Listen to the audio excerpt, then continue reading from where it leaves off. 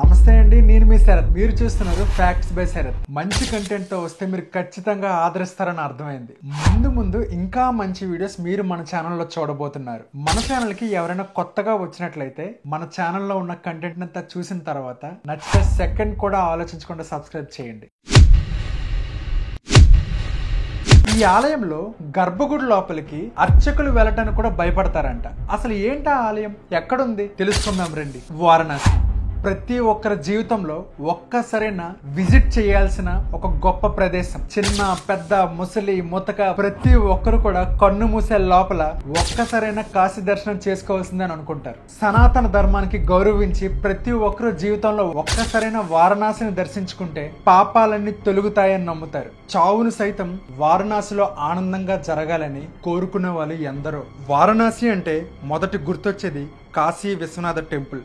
కానీ ఈశ్వరుడితో సమానమైన శక్తి స్వరూపిణి వారాహిదేవి అమ్మవారి ఆలయం గురించి మీలో ఎంతమందికి తెలుసు? ఈ శక్తివంతమైన ఆలయం గురించి రోమాలు నిక్కబడిచే నిజాలు తెలుసుకుందాం రండి.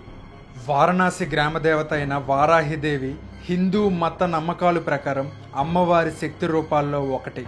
ఈ అమ్మవారు వరాహ మొహం కలిగి ఉంటారు. ఈమెను లక్ష్మీదేవి స్వరూపంగా కొందరు కొలుస్తారు. అయితే ఈ దేవాలయం మన్మందిర్ ఘాటు వద్ద ఉంది. ఇది ప్రసిద్ధ కాశీ విశ్వనాథ దేవాలయం వారణాసి సమీపంలో ఉంది. మీరు త్రిపుర ఘాట్ నుండి లేదా మణికర్ణిక ఘాట్ నుండి ఆలయాన్ని సందర్శించవచ్చు. అయితే వారణాసి హిందువులకి పరమ పవిత్రమైన ప్రదేశం. సాక్షాత్తు పరమశివుడే ఆ ప్రాంతంలో కొలువై ఉన్నాడని భక్తులందరూ బలంగా నమ్ముతారు. ఎంతో శక్తివంతమైన వారణాసిలో వారాహిదేవి అమ్మగారు ఒకరు. ఈ ఉగ్రరూప అమ్మవారిని సందర్శిస్తే ఎటువంటి దుష్ట శక్తులైనా తమ వద్దకు రావని నమ్ముతారు. ఎవరైనా దుష్ట ప్రయోగాలు తమ పైన చేస్తే తిరిగి చేసిన వారిపైన అవి మల్లుతాయని అక్కడ నమ్ముతారు. అమ్మవారు వారాహి ముఖం కలిగి ఉంటారు. వారాహి స్వామి నుంచి వారాహిదేవి ఉద్భవించారని చెప్తూ ఉంటారు. అయితే ఈ వారాహి అమ్మవారు వారణాసికి గ్రామదేవత, అంటే కాశీని ఎల్లప్పుడూ రక్షించే దేవత అని అర్థం. అయితే ఈ అమ్మవారికి కాశీలో విచిత్రమైన దేవాలయం ఉంది. ఈ ఆలయంలోకి కావాలి అనుకున్నప్పుడు ప్రవేశించడానికి అవ్వదు. ఈ ఆలయం ఒక భూగృహంలో ఉంటుంది. అయితే ఉదయం 4 గంటల నుంచి 7:30 గంటల వరకు మాత్రమే ఉంటుంది. మిగతా సమయంలో మూసిబడి ఉంటుంది. ఆలయంలోకి ప్రవేశించిన తర్వాత 2 రాళ్ల మధ్య నుంచి మనకి ఒక మార్గం కనిపిస్తుంది. అయితే అక్కడ 2 రంధ్రాలు కనిపిస్తాయి. వాటి నుంచి మాత్రమే అమ్మవారిని దర్శించడానికి వీలు పడుతుంది. ఒక రంధ్రం నుంచి చూసేటప్పుడు అమ్మవారి ముఖం మాత్రమే కనిపిస్తుంది. మరొక రంధ్రం నుంచి చూసేటప్పుడు అమ్మవారి పాదాలు కనిపిస్తాయి. అమ్మవారు ఉగ్ర స్వరూపం కాబట్టి నేరుగా కాకుండా పై భాగం నుంచి చూడాలని పురాణాలు చెబుతూ ఉంటాయి. అయితే ఇక్కడ ఒక సంఘటన కూడా జరిగింది. ఈ ఆలయంలో కొత్తగా పెళ్లైన దంపతులు అక్కడికి చేరుకున్నారు. అయితే అమ్మవారి గర్భగుడిలోకి వెళ్లాలని ఆలయ అర్చకులతో గొడవ పెట్టుకుంటారు. గర్భగుడిలోకి పంపించేదే లేదు అంటూ అర్చకులు ఎంత చెప్పినా వాళ్ళు మొర ఆలకించరు. మీ పైన కేసు కూడా పెడతామని వాదిస్తారు. దీంతో చేసేదేమీ లేక అర్చకులు కూడా లోపలికి ప్రవేశపెడతారు. వెళ్లిన వాళ్ళు అమ్మవారి ముందు ఒక్క క్షణం మాత్రమే నిలబడి ఉన్నారు. ఆ తర్వాత మూర్ఛ పడిపోయారు. దీంతో అర్చకులు వారి సహచరులతో గర్భగుడి నుంచి వెళ్లి ఆ జంటను ఆసుపత్రికి తరలిస్తారు. ఆ సంఘటన జరిగిన తర్వాత ఆ గర్భగుడి దగ్గర 10 అడుగుల దూరంలో అర్చకులు శాంతి పూజలు జరిపించారు. ఆగమ శాస్త్ర ప్రకారం ప్రతి శిల్పం ఉగ్రకళ మరియు శాంతి కళ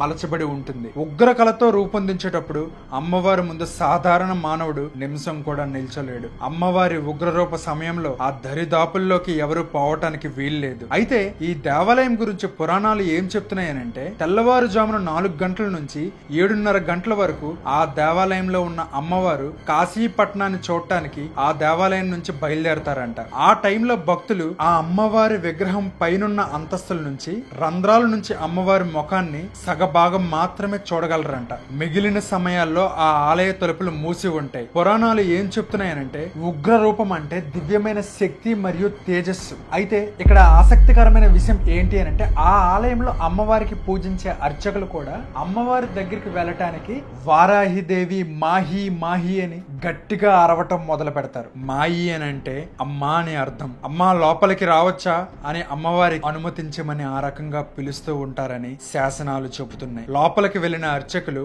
అమ్మవారికి సమర్పించే పువ్వులు, అలంకరణకు వస్త్రాభరణాలు ధరించడానికి ముందు అమ్మవారికి అడుగుతారంట. అలానే అమ్మవారికి హారతి ఇచ్చిన తర్వాత 10 నిమిషాలు కూడా ఆ ప్రాంతంలో ఉండరంట. అమ్మవారికి ముఖాముఖి అయినట్టుగా అక్కడ పనిచేసే అర్చకులు ఎవ్వరూ కూడా ధైర్యం చేయరంట. అయితే ఈ కాశీపట్నంలో చీకటి పడితే వారాహి అమ్మవారు కాశీపట్నం అంతా తిరుగుతారని అక్కడ వారు నమ్ముతారు. అయితే అమ్మవారికి సూర్యోదయం అవ్వడానికి ముందరే అక్కడ వారు అమ్మవారిని దర్శించుకుంటారు. అది కూడా ఇందాక చెప్పినట్టుగా పై అంతస్తులో ఉన్న రంధ్రాల నుంచి దర్శించుకుంటారు. అర్చకులు కూడా చీకట్లో మాత్రమే అమ్మవారికి 10 నిమిషాల్లో పూజ చేసి అక్కడి నుంచి వెళ్ళిపోతారు. అయితే అక్కడ ఆ ప్రాంత ప్రజలు వారాహి దేవిని నమ్మిన ప్రతి ఒక్కరూ కూడా ఉదయం లేచిన వెంటనే వాళ్ళ అరచేతుల్లో వారాహి అమ్మవారిని ఉన్నట్లుగా ఊహించుకుంటారు. ఊహించుకుంటూ నర్పవి నర్పవి నర్పవి అంటూ 9 సార్లు మంత్రాన్ని జపిస్తారు. అలా చేయడం వల్ల శుభం కలుగుతుంది అని అక్కడ వారి ఆచారంగా భావిస్తారు.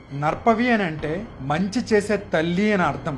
మంచి జరగాలని కోరుకుంటూ భక్తులు ఆ తల్లిని అలా స్మరిస్తారు. అయితే ఇక్కడ గొప్ప విషయం ఏంటి అని అంటే సతీదేవి పడిపోయిన పంటి నుండి ఈ అమ్మవారు జన్మించారు అని అక్కడ వారు చెబుతూ ఉంటారు. వారణాసిలో వారాహిదేవి శక్తిపీఠాల్లో ఒకటి అని కాశీ ఖండ పురాణాలు చెబుతూ ఉంటాయి. ఆమె దుష్ట ఆత్మలు మరియు దెయ్యాల అడ్డంకుల నుంచి నగరాన్ని రక్షిస్తుంది అని కాశీ ఖండ పురాణాలు చెబుతున్నాయి. తాంత్రిక సాధకులకు కూడా వారాహి మాతను పూజిస్తారు. తాంత్రికం అంటే యంత్రం, తంత్రం, మంత్రం అని అర్థం. అయితే సూర్యాస్తమయం తర్వాత మరియు సూర్యోదయానికి ముందు దేవిని పూజిస్తే ప్రతిఫలం ఉంటుంది అని తాంత్రిక ఆచారాలు పేర్కొంటున్నాయి. దెయ్యాలు, భూతాలు, యక్షులు, యక్షిణుల కోసం సాయంత్రం వేళ దేవిని పూజలు చేస్తారు. ఎవరైనా సాయంత్ర సమయంలో ఆలయంలోకి ప్రవేశిస్తే ఆ వ్యక్తి ప్రాణాలతో బయటపడడు. అయితే ఉగ్ర రూపంలో ఉన్న వారాహి దేవి సరి సమానుడైన కాలభైరవుడు ఒకరు. అయితే ఈ కాలభైరవుడు ఎలా పుట్టారంటే ఒకసారి శివుడు, బ్రహ్మ మాట్లాడుకున్నారు. ఆ మాటలు కాస్త గట్టిగా మారే.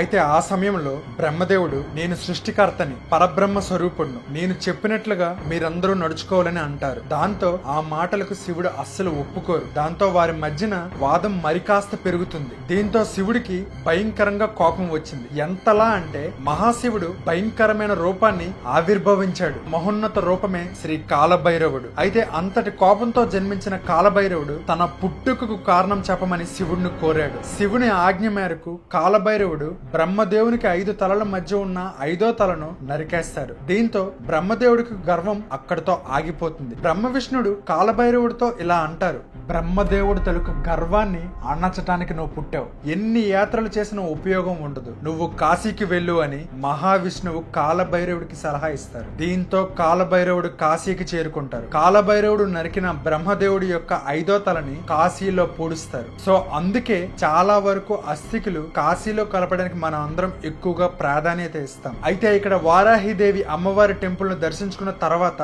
కాలభైరవ స్వామిని దర్శించుకుంటే వారి జీవితం ధన్యమవుతుంది అని పురాణాలు చెబుతున్నాయి. ఈసారి మీలో ఎవరైనా కాశీకి వెళ్ళినట్లయితే ఖచ్చితంగా ఈ ప్లేస్ ని విజిట్ చేయండి. అండ్ మీలో ఎవరైనా ఆల్రెడీ ఈ టెంపుల్స్ కి వెళ్ళినట్లయితే ఖచ్చితంగా కామెంట్ చేయండి. ఈ ఎపిసోడ్ లో మీరు చూసిన ఫొటోస్ అండ్ వీడియోస్ అన్ని కూడా వారాహి దేవికి అండ్ కాలభైరవుడికి రిలేటెడ్ ఫొటోస్ మాత్రమే, అంతే తప్ప ఆ టెంపుల్స్ ఫొటోస్ అయితే ఇవి కావు. మరి ఎపిసోడ్ ఎలా అనిపించిందో కింద కామెంట్ చేయొచ్చుగా. అలానే నచ్చితే ఒక లైక్ చేయండి.